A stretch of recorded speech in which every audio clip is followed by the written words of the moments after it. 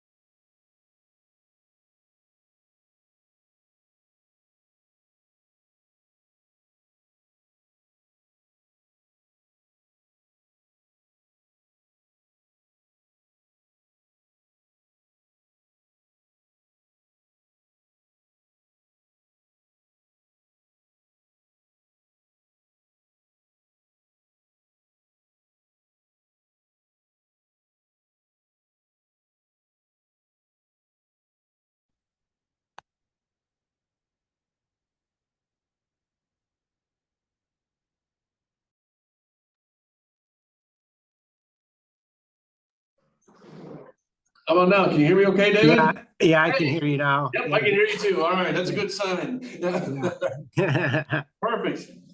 Appreciate you joining us on late notice. I realized this morning I forgot to send the notice to you guys that we were meeting today and like, Oh, it'll all work out here, it looks like. So, yeah, they shouldn't go too long today. I don't think there's not a whole lot to, pretty quick agenda, so we won't keep you the whole time, I okay, promise. great. Thank you.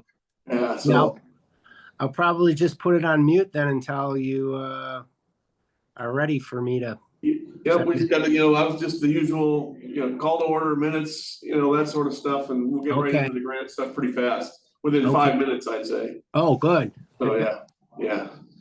That's really the main order of business today, so we should go pretty fast, so. Okay, great. And I'm just to answer questions or Yeah, that really would be the main thing, exactly, so, so just explain that, they have the application already, they've got all the materials, so. Okay, I think if you just wanted to just, probably ask you to quickly introduce yourself and maybe one or two sentences about the event, and then I'd say you're available to answer any questions. okay, terrific. I Yeah, can do that. Shorter the better, I think. Great. Okay, thank you. Sure.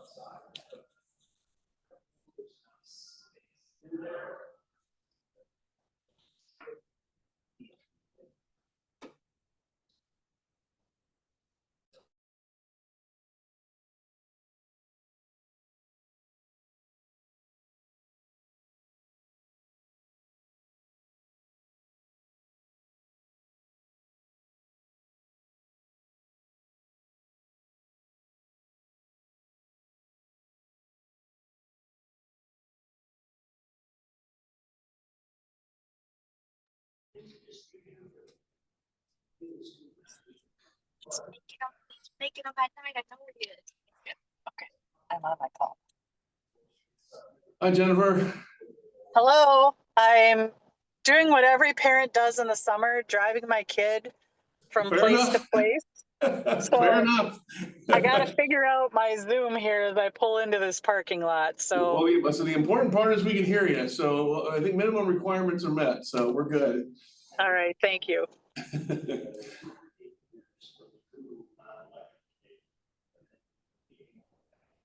All right, got all my applicants here. I just need to get the rest of my commissioners here.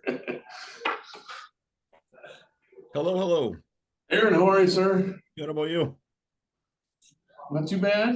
Good, It's almost Friday, almost Friday. Hello, Christine.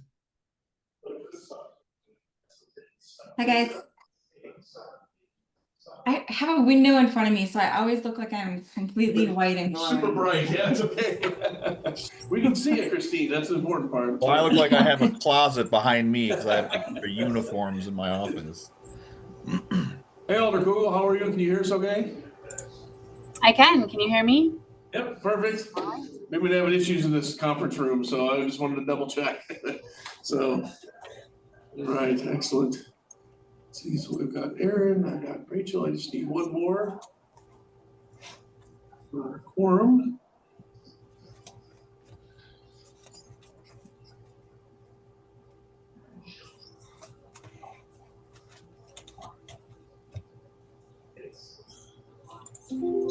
I don't know, make it, Andy was a maybe, but I think both Betsy and Colleen were gonna make it, so.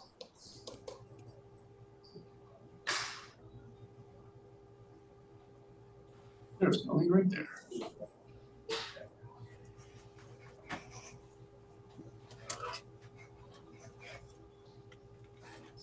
Yeah, I saw.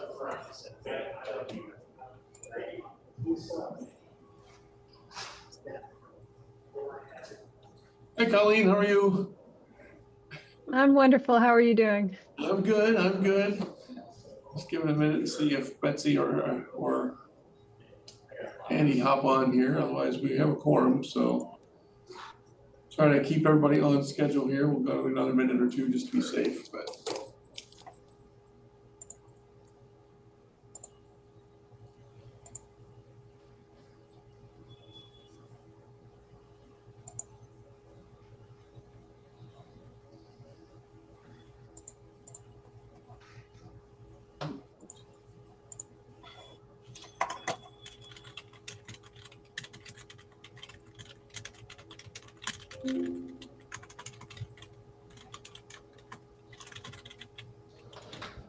All right, well, I think since we've got our quorum, let's go ahead and get started, I guess. Just we'll get going. So our chairman is not here, so unless the commission has any concerns, if it's okay if I just run through the agenda, if anybody has any issues with that.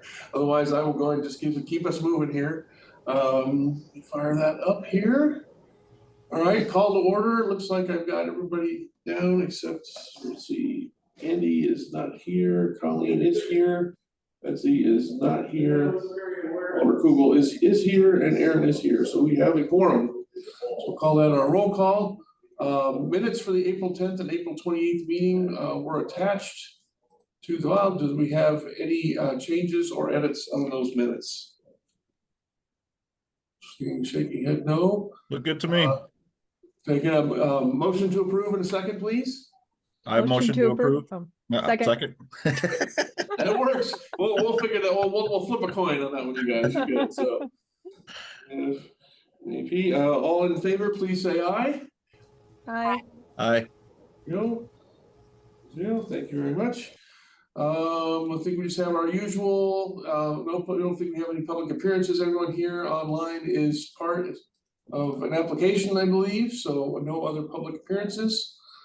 Any statement of potential conflict of interest by any commission members. This is a usual item that we have. If anybody is directly related with any of the items on here, just please let us know, especially since we are right at quorum. So does anybody have a conflict of interest with either of the applicants right now? Seeing no. Okay, all right, excellent. Thank you very much. All right, old business there being none. New business, we'll move on to that. We have a quick update here. Let me see if I can get the screen shared here to show our fund balance here from Director Haudecker. What we've got here. Hopefully everybody can see that. So the spreadsheet just pop up for everybody here. For commissioners, I'm asking if anybody can see that. Yep, we can see it.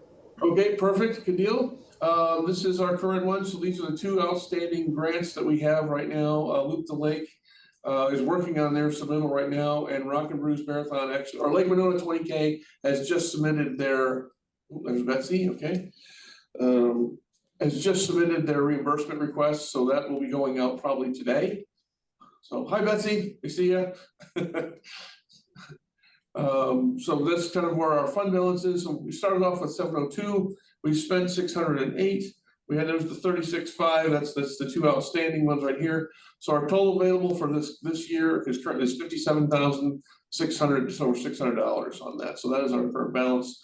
And just a note that basically our estimated collection for next year's budget is about 400,000. So does anyone have any questions on the balance right now?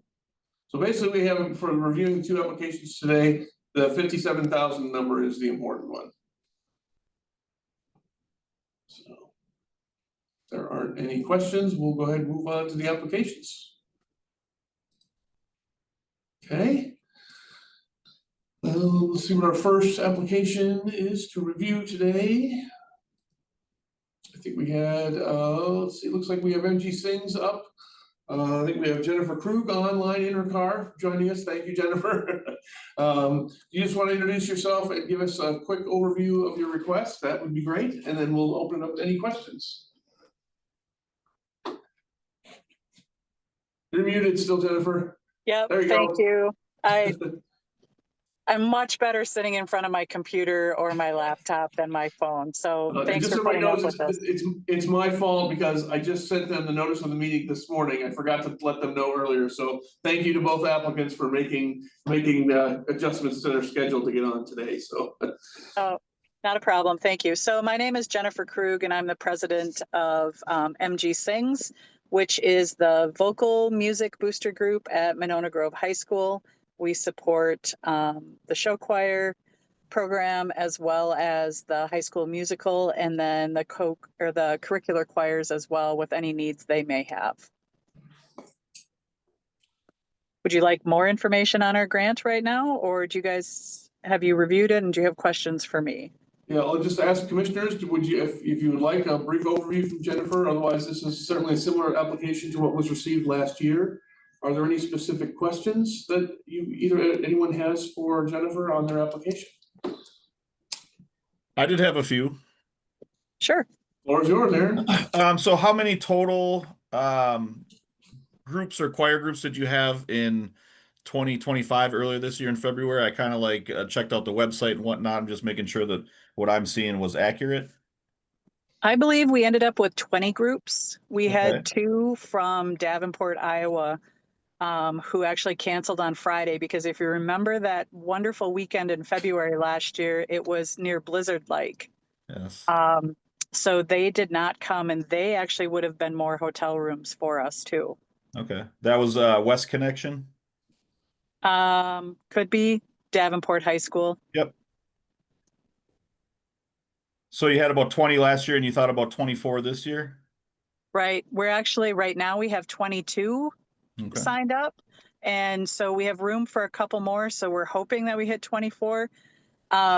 We really are excited because we feel like we've kind of gotten back to our pre-COVID numbers. And that's like just so very exciting for all of us in the show choir world.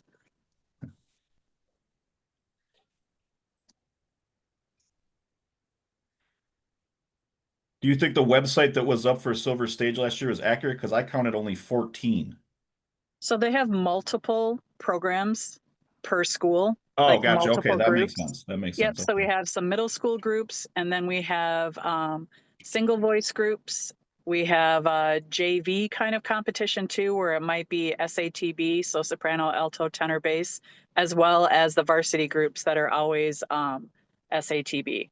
So Fort Atkinson could bring 3 groups to us. I understand. Okay. Yeah. I know personally here at the hotel that I managed that I was able to pull some numbers. We did have Lewis Central out of Iowa stay with us. And that brought about 8,500 and change in revenue for just our hotel. So I can attest that we were able to actualize some hotel stays. Yeah, we were really excited too because then they put all their students on their buses and stuff. So Lewis Central is, I think, Council Bluffs, so about 6 hours away. Yep. And it took them 11 to get here with their 3 coach buses and then all the family and friends that came along. It was crazy how many people they had here. But then they took their students and stuff and dropped them basically in the 4 restaurants that are right around your hotel.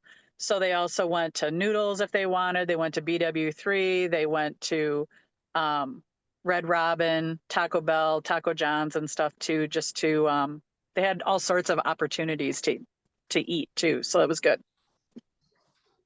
And do you think any of the ones that are added for 2026 are coming from further away? Because I just kind of mapped everyone that was on the schedule that you had for 2025.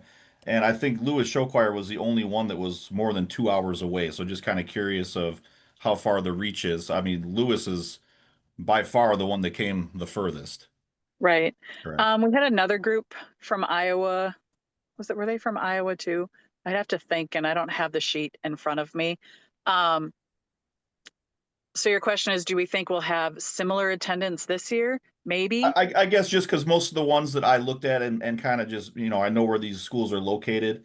I think the next furthest was probably New London at about 2 hours.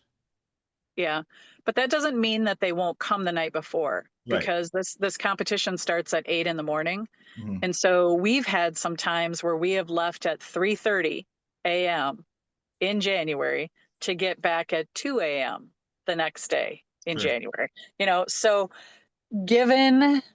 I think what it really comes down to is the quality of our event and their desire to be strong participants so that they don't want to be traveling that far, Mhm. in the morning and stuff. So a lot of times we'll see 2.5 hours. De Pere, I think, is coming this year, which would be a new group for us. Maybe they were here last year too, but they're like newer to our list of our cast of characters, we'll say. So it just kind of depends. And that also doesn't mean that families aren't going to come and stay either before or Sure. after as well. Sure. Yeah, you had to appear in 2025 as well, it looks like. Okay. Yep, and I think that was the first time in like 3 or 4 years that we've had them, so. Okay, that answers my questions as far as lodging goes.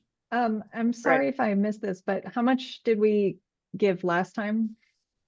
Last year it was like $29,060. Mhm. Okay. So I guess I'm curious about the marketing because it sounds like you already have the lineup. So who exactly are you marketing to?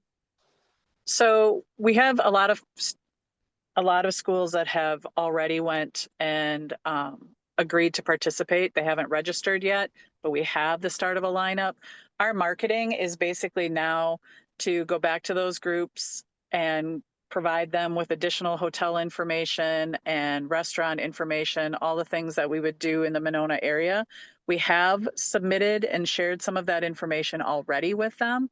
So we're using it for social media. We're using social media. We're using mailings and kind of working through those different avenues. Mhm. And I promise I'm not trying to nitpick. There's just two line items that I'm a little curious about.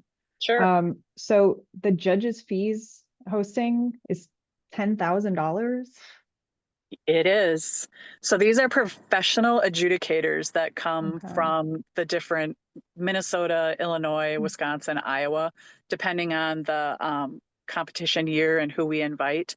So they're paid a stipend, their mileage is paid, their hotels are paid if that's necessary and if they request for it. So Got it. we had 8 last year. And depending on the size of the event too, it could scale up. We could have to Okay. add more too. So they also, while they adjudicate the students on stage, they also provide a clinic to them. So they're also, acting as clinicians, providing feedback more directly about things that they could improve, things that they'd like to see changed, in addition to their sound, their costuming, their stage presence. Okay. And then the other line item that jumped out at me was concessions. I saw a note that you want to use some of this grant to make concessions more affordable, but 10,000 still seems like quite a lot. Our concessions last year brought in $24,000. Okay. We had 2,500 people in the building at 4 o'clock, 5 o'clock, 6 o'clock on that Saturday. And we're not asking for funding for concessions. Okay. We're got just it. saying like this allows us to keep our costs lower. We do a lot of work seeking donations or buy one, get one kind of situations and stuff too, where a restaurant in Monona may donate half and we buy the other half from them.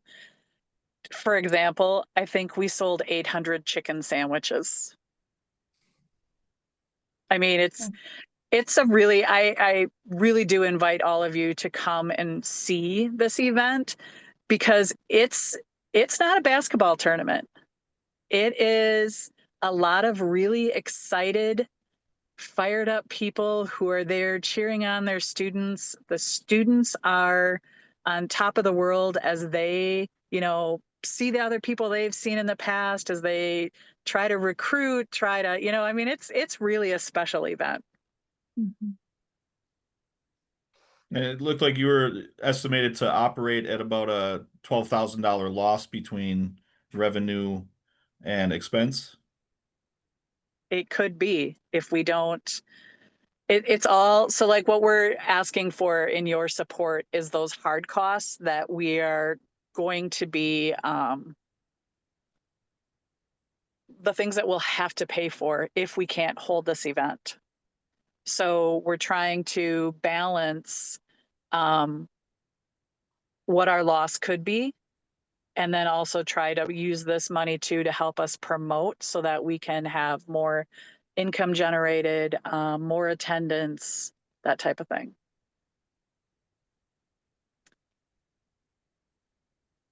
Anybody else have any questions? I think just from staff standpoint, this is one of the, I think, the easier events to track hotel stays with. I think we're actually more likely to get real hard data as Aaron just looked it up on the fly and he had for his particular hotel. So certainly out of all of the applications we get, I think this is one of the more easily trackable ones in terms of identifying actual hotel stay impacts too, so. So Neil, if we do grant the full amount, you don't have any concerns? I mean, so that would leave us, what, 24,000 in our remaining balance for this year? Correct, and like I said, certainly, I think these are, at this point, I'm not anticipating any other repeat applications from previous applications. We've had them all come through this year. Okay, So if anything else came through, it would be brand new. Certainly coming up, and if it would be something, I think we're kind of at the point halfway through the year that if we're looking at folks even kind of already looking at events for 2026 already, if we start seeing some interest that way. We would certainly be encouraging them to put in the application then in January for the next cycle. So certainly I think for the two applications that are on for this evening, there is fund balance available to, if you decided to fund them at the full amount, requested amounts, with some minor, a little bit of funds left over for what we would probably just roll over to next year, I would imagine.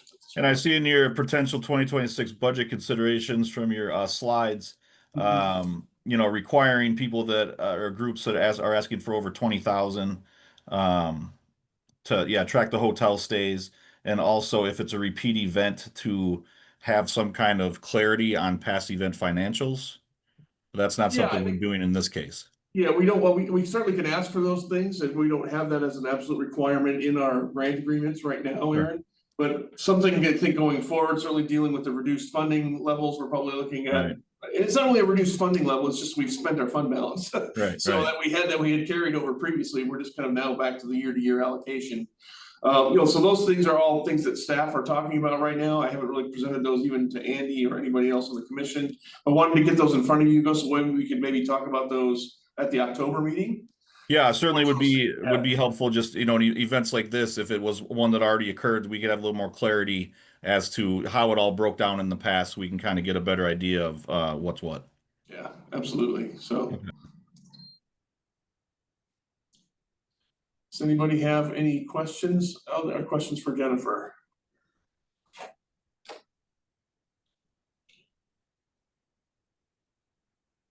If not, could we have a motion?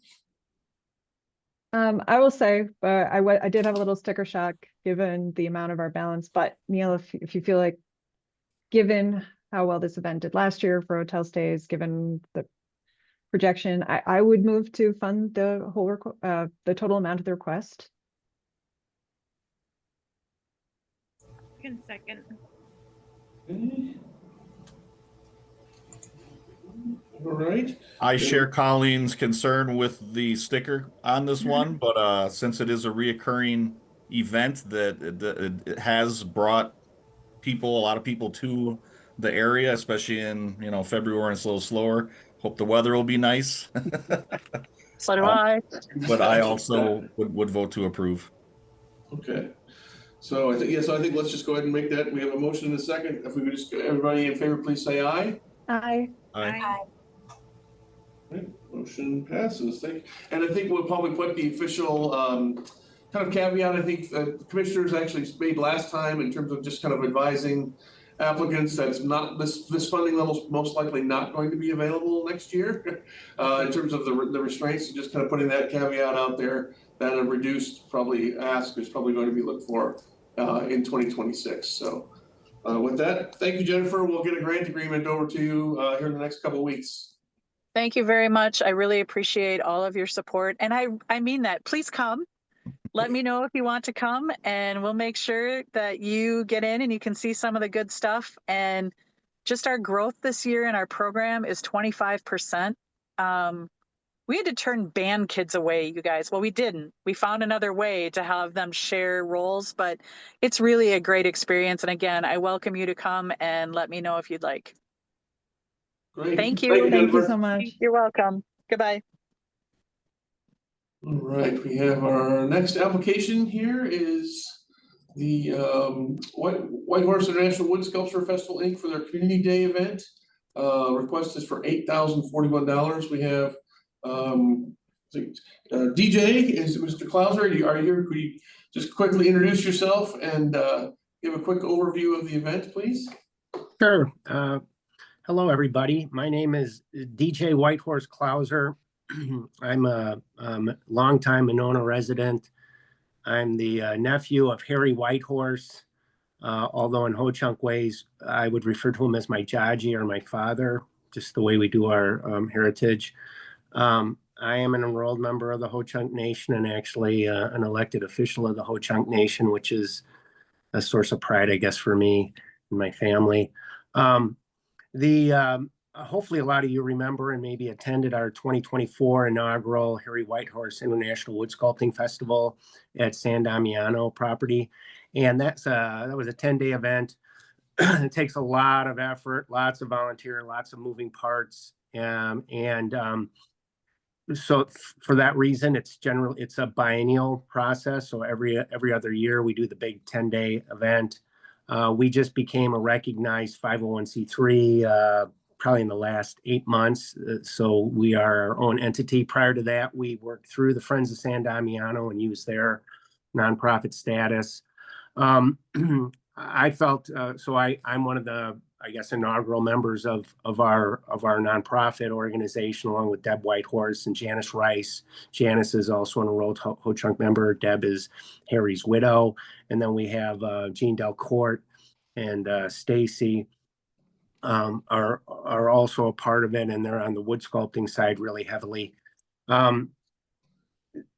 So this is a one-day, a community day, we're calling it. We're having it at Ahuska as much as anything, just because it's there's a little bit better parking and accessibility.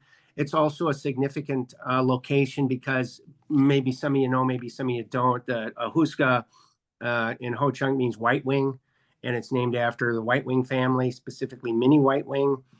She was a Ho-Chunk member and actually related to the Whitehorse family. And the Whitehorse family actually, bought property down the street, but also used that area before buying the property. And my uncle Walter Whitehorse, who just turned 100, who's Harry's brother, had mentioned about his dad sponsoring a get-together for Ho-Chunks in that whole area. So it's got a lot of, long-term history. And of course, there were Ho-Chunks in this area for, thousands of years. So it's a pretty exciting event. We're just trying to, as we say, keep the spirit alive, keep the festival on the minds of people so that we can hopefully get even bigger attendance next year. 2026 is in the planning. It will be at San Damiano property, just like it was in 2024.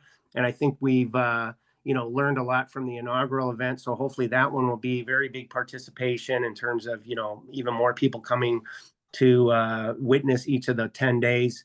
But as I said, this is a one-day event. And it really is a microcosm because we have both the sculpting demonstrations and we also have artists that are indigenous, Little Eagle Arts Foundation. And I think they're mostly Ho-Chunk artists that, make indigenous art. So it should be exciting. We have a storyteller, a native storyteller, and it's got a lot of, hopefully a lot of meat to it. So that's kind of the overview. I guess I stand ready to answer any questions. Just one quick question. I'm curious about the projected hotel stays, 10. That sounds a little low. How did you come to that? Well, we pretty much, it's funny, on the 10-day festival we had in 2024, if you think about 10 days and all those days, we didn't have a lot of, is big on a prorated basis. This is a higher number of hotel stays, but the way we came to it is pretty accurate in terms of we have, we were going to try to invite 7 dancers, indigenous dancers, and each one demonstrating a certain style of indigenous dance, jingle dress for the women, traditional for the women. We have fancy dancers for the men. Those are hard to come by, particularly because this is powwow season. We're up against the Shakopee powwow up in Minnesota that those dancers can win, thousands of dollars if they're really good. So anyway, we have budgeted for 7 dancers. Most of them would be outside of the area, so they'll need hotel room. There's a native drum, which will be on the small side. That's 4 or 5 individuals. Again, most of them will be up from outside the area, and they've requested, assistance in lodging. And then I've written this down. Oh, and then of the, we have 4 demonstrating sculptors and we have 4 demonstrating indigenous artists. And I think about half of them are, significantly outside of the area. So they would need to be able to have a hotel potentially up to 2 nights. And then, the one thing I can say too is just tracking so must be some good stuff going on in Dane County and that particular weekend, because I was looking at the rates of the 3 relevant hotels, and they're pretty high rates, which means, it must be a good weekend for getting people heads in beds, as they say. And so we are, that's what we're looking at. And because of the cost of the room nights in Dane County, it would be a pretty big budget item. And that's, So if we get the projected hotel stays are hotels you are paying for outside of the Ye- budget request. Okay. yeah, as opposed to like, we're not, I know when we did the proposal for 2024, S&B Marketing says, it was a projection of it was pretty conservative, like 1% of all the attendees would be, having hotel stays. We didn't use that methodology. I wouldn't have generated a particularly big number anyway, but I think we do expect to have a lot of attendees. But given the nature of it, I suspect most of the attendees would be people local to the area as opposed to people that would be traveling in.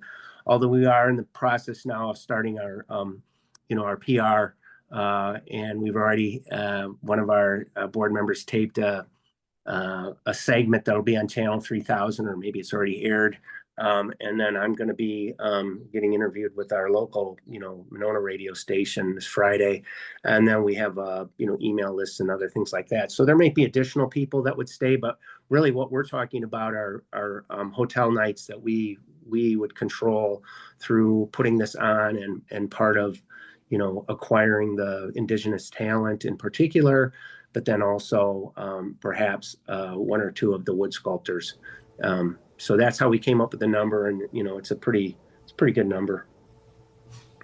Colleen kind of read my mind on that, because I guess what you're saying is it's not necessarily 10 rooms. You just had it for 10 drum and exhibitors. Could be more than 10. It could be. We're talking about the number of people. No, just for the lodging, because just the math comes out. If it's 10 rooms at $225, and we should talk, because we can definitely do better than $225. Well, that's what we're hoping. That's what we're hoping to do, because we're that would be a budget buster, for us. And so we're hoping to be able to do that. And obviously, if we get funded, we want to make sure that we support the hotels that are generating the funds. And so we would be talking to, up to the 3 hotels and trying to identify, I'm assuming there will be room nights available. Like I said, it looks like it's setting up to be a very successful weekend for the hotels, just based on what kind of rates that we're seeing, not just in Monona, but that seems like a good weekend for the whole community. So I guess that's always nice when you can have your hotel full. Alder Kugel, did you have a question? Yep. Yeah. So sorry, I am new, so forgive me if this is not usual, but based on your proposed budget, it looks like you are asking for the full budget to be funded by this. Is that a true statement? That's a true statement. Okay. And then I guess just to the commission, is that normal? Or to me, it seems odd that you wouldn't be generating any revenue from this event that you could use to help fund it.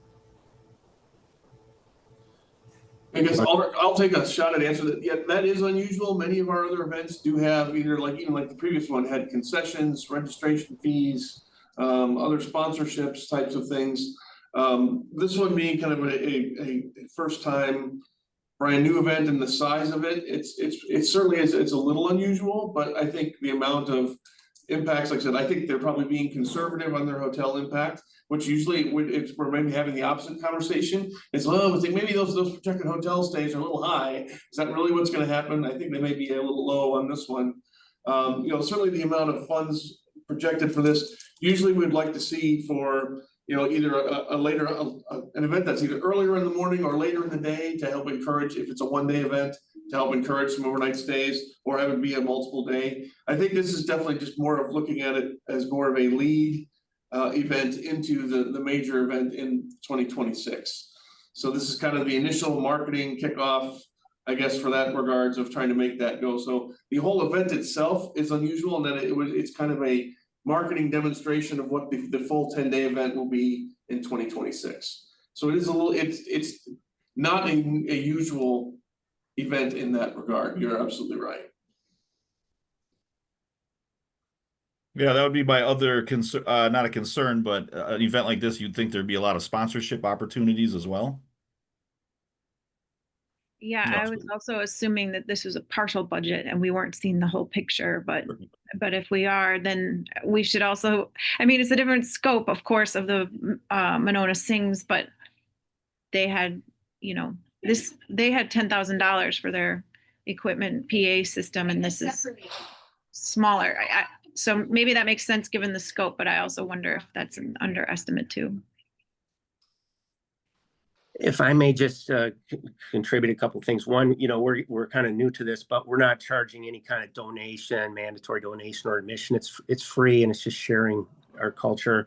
As far as vending goes, we know that for food vendors, you need a City of Monona permit, and that's a process to go through.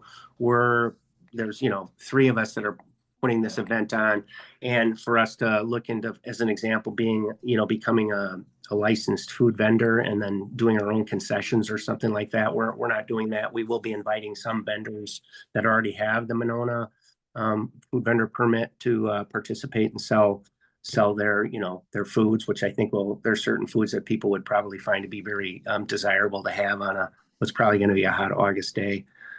So, you know, those are some of the things that we're looking at. We're also some of the stuff that we're going to use, like you mentioned, the PA system's kind of expensive of course, we're not a singing event, but we're getting some in-kind support through the Ho-Chunk Nation Madison office as a member and an elder, and also Janice Rice is a member and an elder.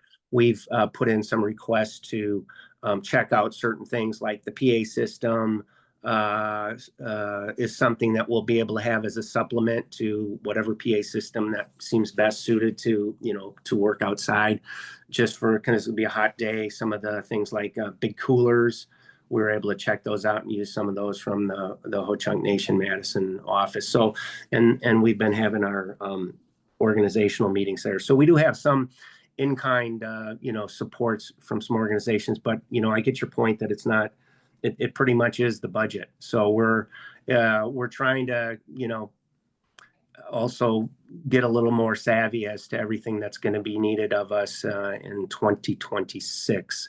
So we tried to keep the whole enterprise pretty modest in terms of we're providing hopefully what would be viewed as a lot of content for what we think is a pretty inexpensive amount of money. And so I just figured I'd add that as well. Thank you. And it is pretty modest overall for only, you know, 8,000 and change total. I guess I'm surprised that Ho-Chunk's not contributing financially to this event themselves. Well, you know, we're not a Ho-Chunk entity. Okay. It's the Harry Whitehorse International Wood Sculpting Festival. And, you know, other than my Uncle Harry, who had a history of not just wood, but ice sculpting competitions, it's not really it doesn't really hit if you were to look at our tribe as having a mission, it's not really heavily into the mission.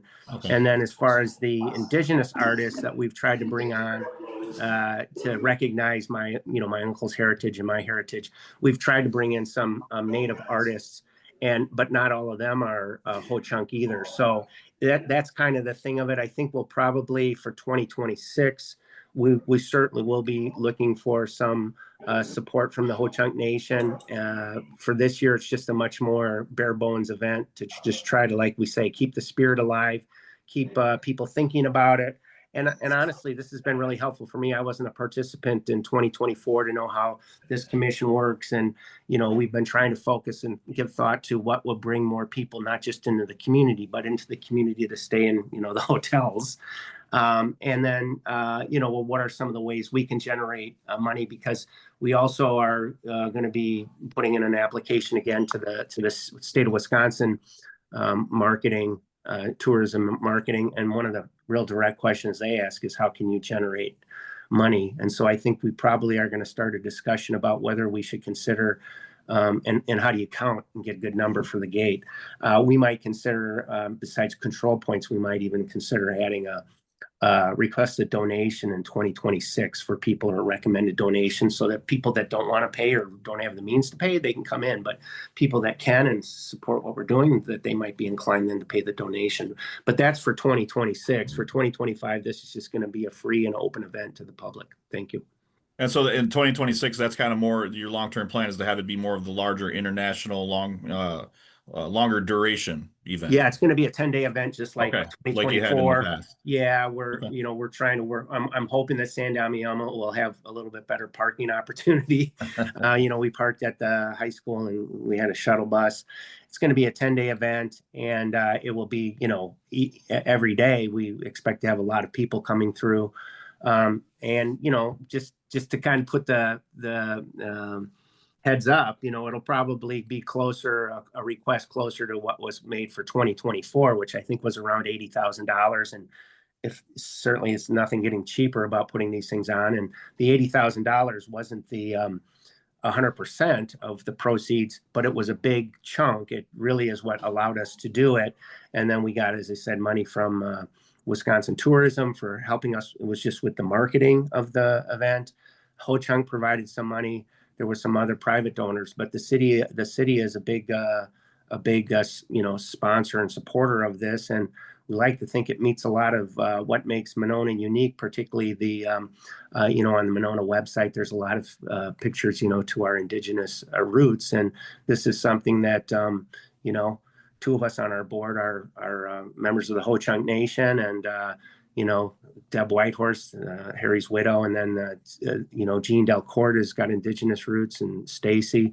But those two are really focused on the international aspect, which I don't know too much about international wood sculpting, but we will have people they've been working on the visas to get people in for a long time. So we will have people from outside the area, and no doubt, hopefully it'll generate more hotel rooms than it did in 2024. Thank you. Any other questions for DJ at this point? Yeah, I do appreciate Alder Kugel's point on this. Yeah, this event is unusual in that it is essentially almost a marketing event for the larger event. So it's kind of most of the other ones are being held for their own sake and have their own but I think this still has that component of that, and I think the cultural aspects are, as DJ said, are there. But I think that this is also a setup and kind of starting to ramp up the season for the event in the larger event in 2026. So I attended the event a couple of days when it was here, and that was the first time, I think, right? And it was really incredible, so unique. So I would be inclined to grant the full amount, especially given the scale of it, but happy to hear any other commission members if they would not, if they'd want to reduce the ask. I would second it. Again, I agree with you, just because keeping it going with the larger event in 2026, I think it'll be very beneficial for the area. I think it was a great event, and I'd love to see it happen hopefully every year if it was possible, but I know it's a lot of planning, a lot goes into it. Yeah. The sculptures are amazing. It did bring in a lot of people. So yeah, I second that to approve the funding. Take that as a motion in a second. Oh, sorry. I motion to fund the full amount. Okay. I second. All right. Any other questions for either staff or the applicant? If not, all in favor, please say aye. Aye. Aye. Any opposed? All right, motion passes. Thank you very much. Thank you all, and we hope to see you on August 16th. And I'll probably be talking to some of the folks in the hotel. I'm sorry, sir. What hotel were you with? Or are you all? I'm at the Country Inn and Suites. Yeah. Okay. Good. Anytime. Okay. Well, we'll be talking to you all because we've got to try to work out, make that money go as far as it can for hotel night. Yeah, I have a guess you might be seeing high rates too. It's the Saturday before the Epic UGM in Verona. Oh, there we go. It's That's what it's it is. kind of getting tied into that a little bit, but we still have plenty of rooms, and the rate doesn't have to be outrageous by any means. Great, great. Well, thank you very much. Thank you. Thanks, DJ. Thanks for Goodbye. the late notice. We appreciate Oh, it. Thank you you. bet. Thank you so much. Goodbye. How do I do this? Right. With that, let me fire up the agenda real quick here. Staff updates. We asked Christine to provide a 6-month activity report that's included in your packet. Nothing really to be approved. It's really just information at this point. Christine is on. Asked her to just do like just kind of a quick 5-minute overview of some of the highlights and see if anybody had any questions. This will certainly be the full year-end report will certainly still be coming.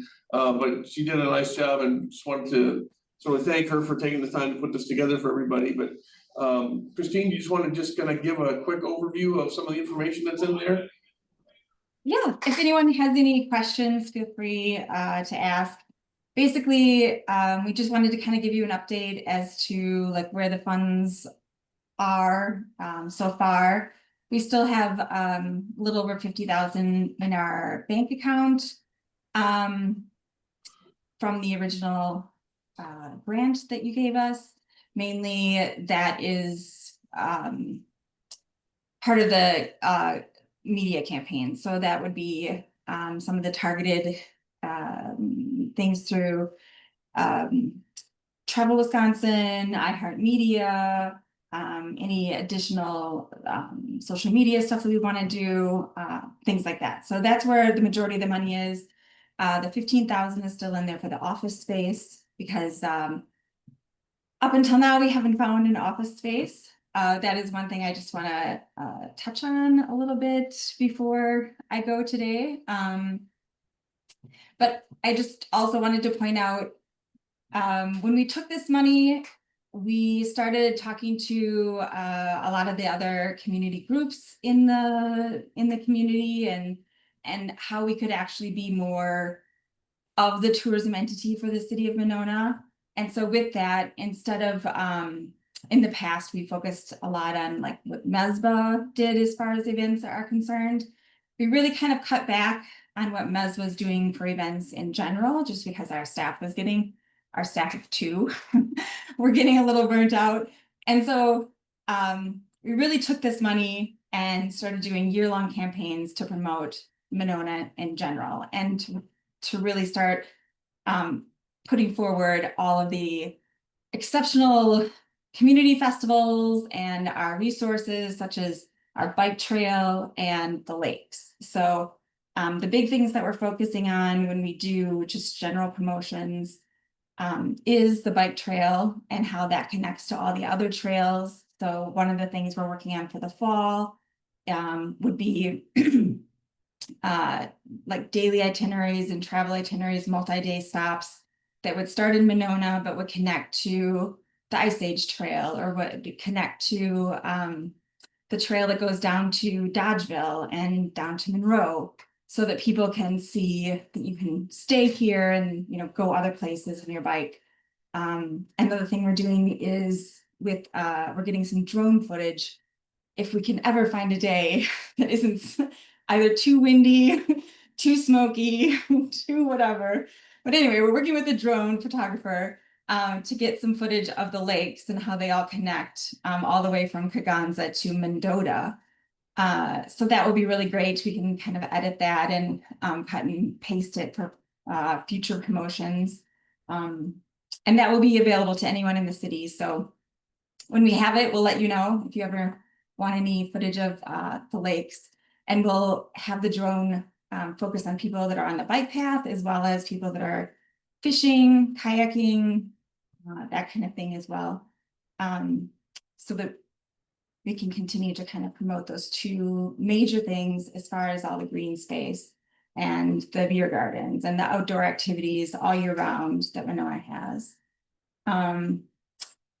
Let's see, in the appendices, I put in a few reports. There's a lot of stuff in there. I just threw in if people like data and are interested. You can kind of see a breakdown of who's coming to Monona.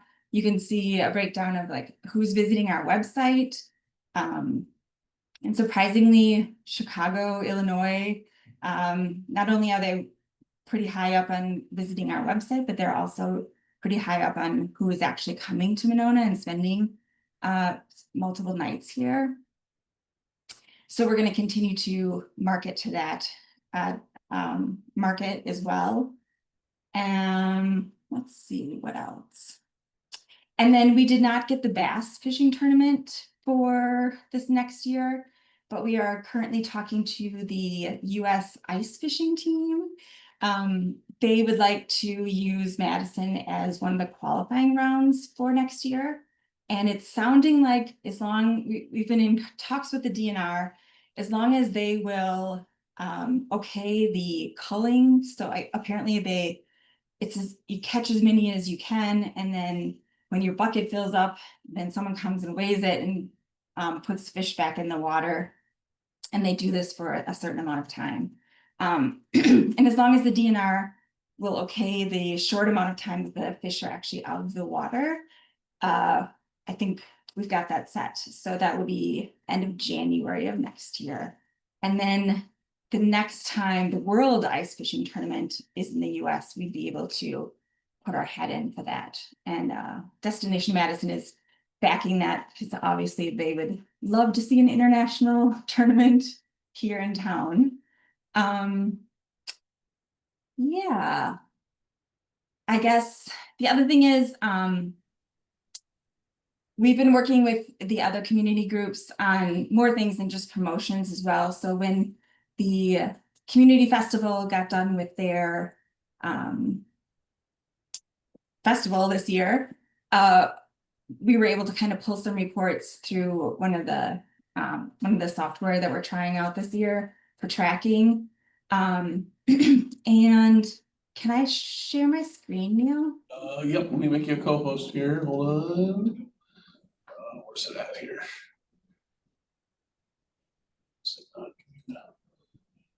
Do that. Where's it at?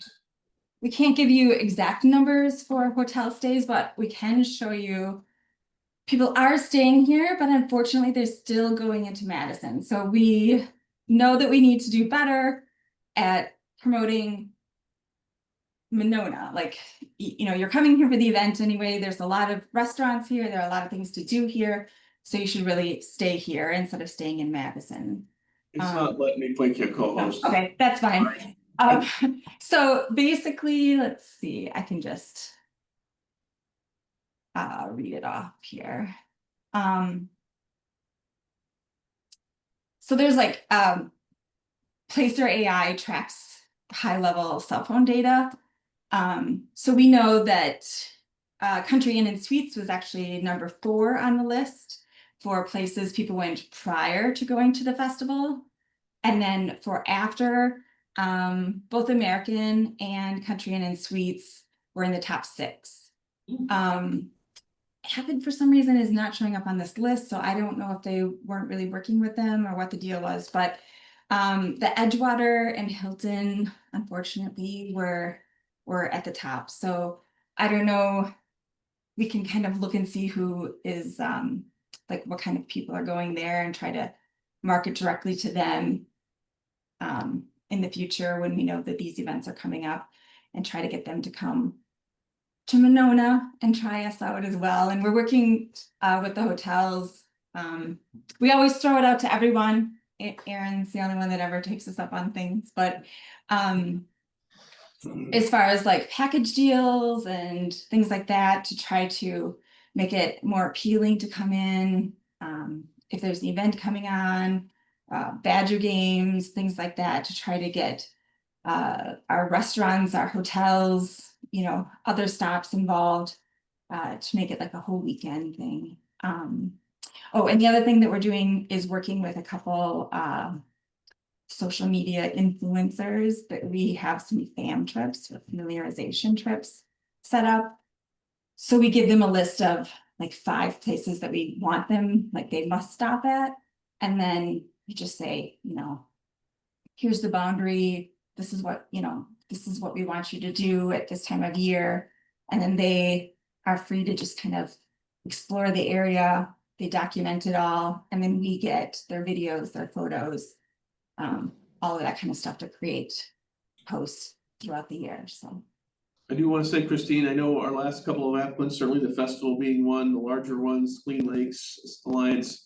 All the hotel logos have been very prominent, and the Discover Monona logo has been very prominent in the advertising, in their digital materials, and their I think even like some of the, certainly their website, certainly their social media. So thank you to you guys for helping with that and kind of keeping that consistent. That has been showing up. I did tell Christine, I got a call from my parents in Stoughton 2 weeks ago at like 10 o'clock at night. I thought, oh my God, what's wrong? Something awful's going on. No, my dad just saw a Discover Monona commercial on local network. So it's definitely getting out there. Hopefully other folks have seen some of the advertising. I think it is out there and it's getting a good reach. And it looks very nice, very professional, and very consistent. So been very appreciative of the efforts Christine's been doing. And I think we're probably going to look at one of the things we briefly talked about the other day for another meeting is how to kind of funnel more of that individual applicants coming through. And this before they're doing their media strategies, that they're coordinating with Christine and just going through her as the primary contact for a lot of that stuff, just to avoid duplication, make sure it stays consistent. It just makes sense to do that. So I think, and then hopefully we can leverage some of their money that they're spending gets leveraged into this advertising pool for Christine as well then too. So, but if you certainly have a read through all that information. If you have any questions, certainly just email myself or Christine on any of those. I'd be happy to get extra information back on you that, but great level of data, very much appreciative of the effort, Christine, thank you. So does anybody else have any questions for her? Yeah, I'll just second that. Thank you. I mean, that's pages and pages of data that I'll definitely be looking at as it pertains to hotels in the area. So you did some of the heavy lifting that I might otherwise have to do. One other thing I just wanted to bring up, so we've been talking to the developers at the Bloom, which is on Dean and Monona Drive, and they have a small office space that they weren't sure what they were going to do with. They're willing to work with us if we would like it for an office. We're working with Dane by Local to maybe have them take part of the space so we can reduce the cost even more. So it'd be very doable, but they want us to sign a 10-year lease. So my board is a little concerned considering that we have like a year-to-year contract with y'all for the tourism entity. So one thing that we would just like to ask going forward, you guys can talk about this, but could we at least possibly do like a 3 or 5 year contract going forward instead of a year-to-year? And the actual numbers I realize are going to be more flexible now because you don't have that big pot, and it's going to just depend on what's coming in. So we don't have to have the numbers on there, but they're just a little concerned if you were to do something else or we weren't the tourism entity anymore, that we'd be stuck with an office. So yeah, that's all. And that will certainly be part of the conversation for our 2026 budget, absolutely, so. And obviously I'm kind of familiar with the situation. My question, you do intend to have this as like a welcome center as well, right? Yeah, yep. Okay. So we're gonna apply for some funds from the state of Wisconsin, the Travel Wisconsin, to be like a regional office, because Madison actually doesn't have, they have technically the Destination Madison Travel Office, which is down off the square on the like 3rd level of a building that has no parking, blah, blah, Yeah, it's blah. not very accessible. I know that. So, Not very well, right. so our Travel Wisconsin rep has, for like the last 3 years, every time I bring something up about not having an office, he's like, you can get funds from us. So they would help us get a sign for the interstate and everything. So Yeah, I mean, let's have something a little more accessible. I have a quick question. Oh, sorry, I don't mean to interrupt. Oh, go ahead, Colleen. So first I want to echo, this is really great. Thank you so much, Christine. Doing a great job. The website looks great. I was curious a little bit about how it's going with Monona Parks and Rec. Just, I noticed some events that Parks and Rec have put on have not been on the website or have not been on the calendar. And I know sometimes they're not always great about updating their calendar, which no shade to them. They're amazing. My daughter is in their camp this summer and she's loving it. So I really, really want to stress they're great. For example, but I picked her up from camp the other day, saw there's a trivia event tonight at Grand Crossing Park, but I don't see that anywhere not on Discover Monona, not on the Parks and Rec calendar or the summer concert series they do in Winnequa. So just curious what that looks like. So we put what we know about. Sure. I mean, we have their summer concert series at Schluter on our website and in our book. We have their larger festivals that they do. So like the Fall Festival, their Earth Day ones that they do. And then what else? Oh, when they open up the ice rink, we have something. yeah. But I get, yeah, you can only promote what you know about. That's fair. yeah, But again, I think we I have want- a couple links, just like general links on our Discover Monona website that just go to Parks and Rec for different things. So like kayak rentals and things like that. So if people are looking for anything that they cover, they will eventually get to the Parks and Rec website and then hopefully they'll find their events. I don't know. And Colleen, I'll address the other part of it. As part of that, it has been just a coordination issue in terms of internally how we're doing some things. We actually meet as a staff every first and third Wednesday as just department heads. And immediately after that meeting, we actually have an event team now that talks about what's going on, what needs to go where.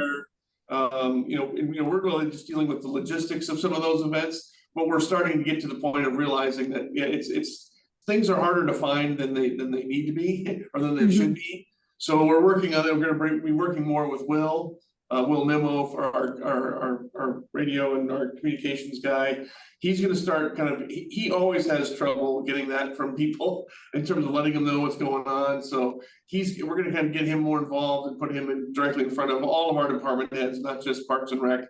Parks and Rec is one of the biggest ones. We need to get more of those, certainly those smaller events like the trivia nights, those things. That may or may not make it up to Christine, but we're certainly we at least want to make it.